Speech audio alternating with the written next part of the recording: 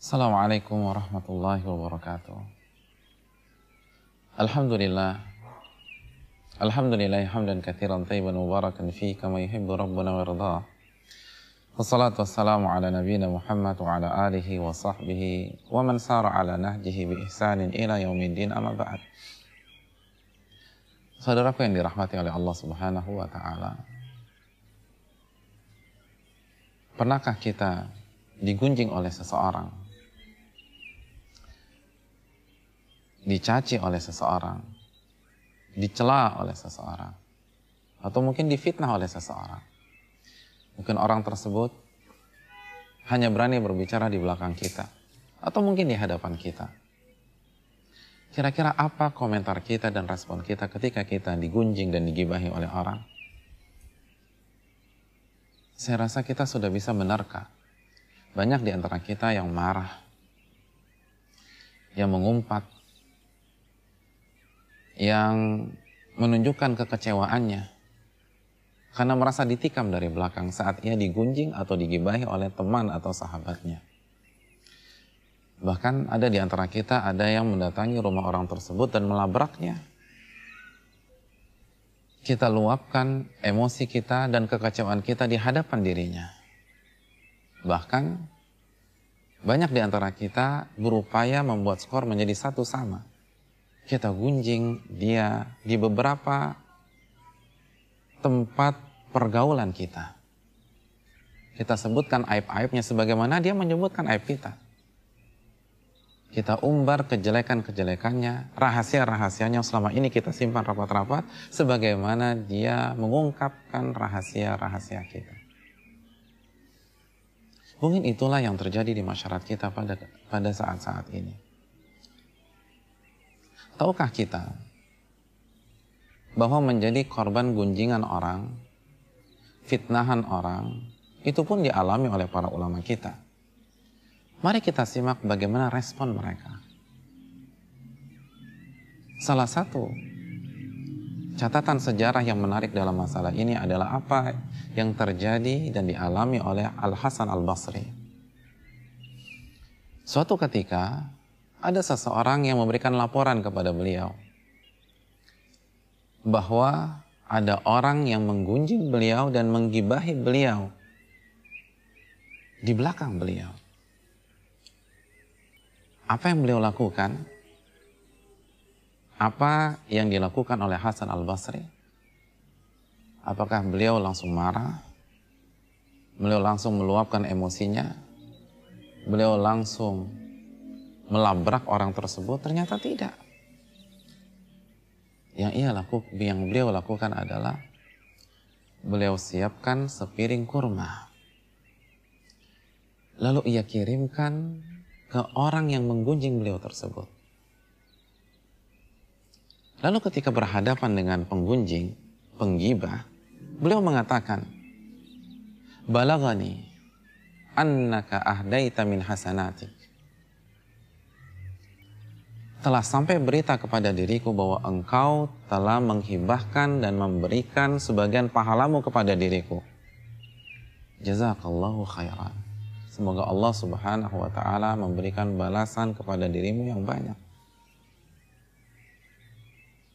Dan aku berikan kepada dirimu sepiring kurma sebagai hadiah karena aku ingin membalasmu. Fa'dzurni, dan tolong maafkan diriku apabila aku tidak bisa memberikan balasan sebagaimana yang engkau berikan kepada diriku.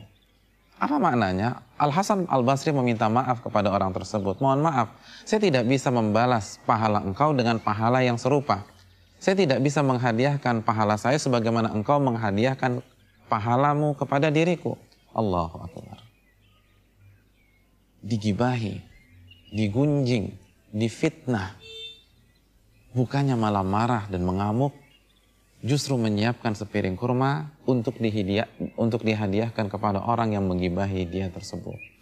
Sudahkah iman kita, keyakinan kita, pemahaman kita sampai pada derajat seperti itu? Mungkin ada yang berkata, apakah beliau masih waras, Ustaz? Beliau sangat waras, dan inilah sebuah contoh dari kecerdasan keimanan seseorang, kecerdasan emosional seseorang. Pada saat itu yang ada di benak beliau adalah sabda Nabi SAW. Ketika Nabi SAW bersabda dalam hadits riwayat Imam Muslim, seraya bertanya kepada para sahabat beliau, atadruna mal muflis? Tahukah kalian wahai para sahabatku siapa itu orang yang bangkrut? Para sahabat langsung merespon dan menjawab, al-muflisu fina man la dirham lahu wala mata'. Orang yang bangkrut di tengah-tengah kami adalah orang yang tidak memiliki dirham dan perhiasan. Orang yang tidak punya harta, hartanya habis karena sebuah kegagalan dalam bisnis misalnya. Lalu Nabi SAW meluruskan pemahaman tersebut apabila dikaitkan dengan agama.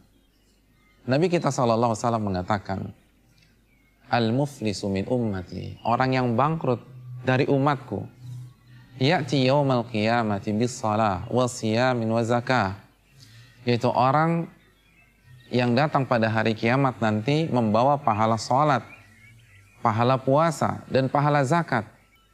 Wa ya'ti qad syatama hadza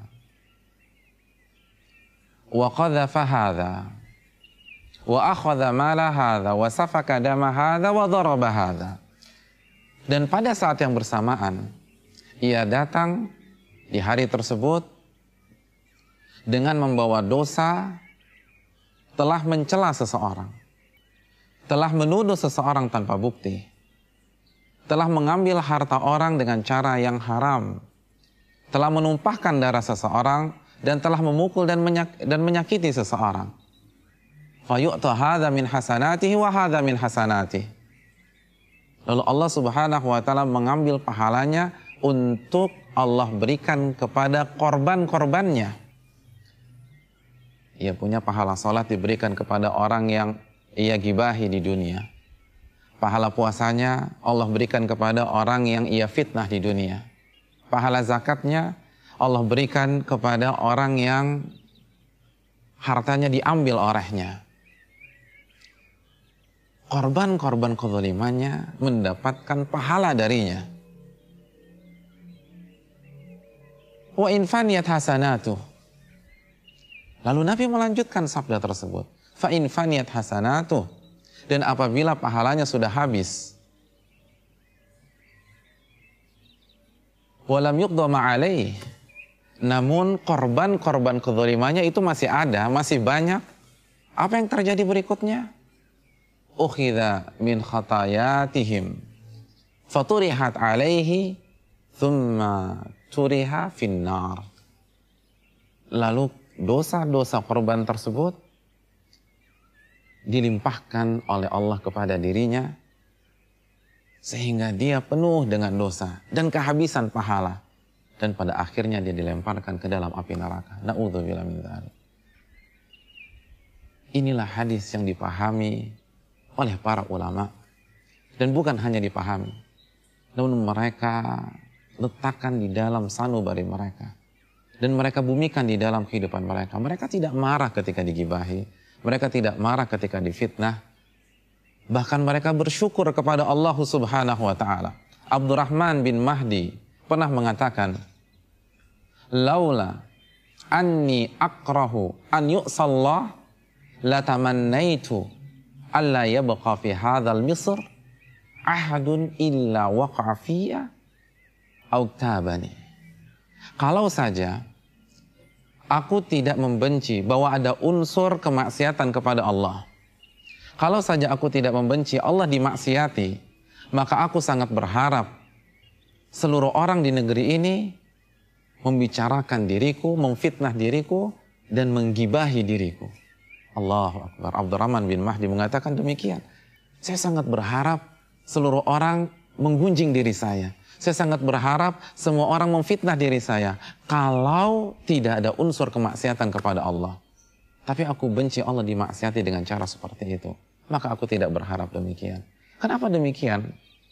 Saudaraku yang dirahmati oleh Allah, karena mereka paham dan mereka yakin setiap gunjingan, setiap fitnahan itu sama saja mentransfer pahala untuk diri mereka. Mereka akan mendapatkan pahala salat orang tersebut tanpa harus bersusah payah. Mereka akan mendapatkan pahala puasa, pahala zakat, pahala sedekah tanpa harus beramal dengan diri mereka sendiri. Dan kalau pemfitnah atau penggibah tersebut tidak memiliki pahala, maka kita sebagai korban mereka akan mentransfer dosa-dosa kita kepada penggunjing, penggibah dan pemfitnah tersebut. Jika kita benar-benar paham hakikat dan fakta ini, apakah masih ada alasan untuk marah? Apakah masih ada alasan untuk kecewa? Apakah masih ada alasan untuk meluapkan emosi, bahkan mengumpat, atau bahkan berusaha mengubah skor menjadi satu sama? Renungkanlah, resapilah, agar kita benar-benar paham tentang masalah ini. Dan terakhir, bagi para penggibah, para pemfitnah, bertobatlah kepada Allah Subhanahu wa Ta'ala. Kenapa Anda memfitnah seseorang?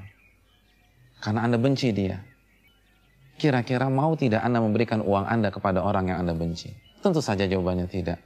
Kalau Anda tidak mau memberikan uang Anda kepada orang yang Anda benci, kenapa Anda dengan mudahnya memberikan pahala Anda kepada orang yang Anda benci?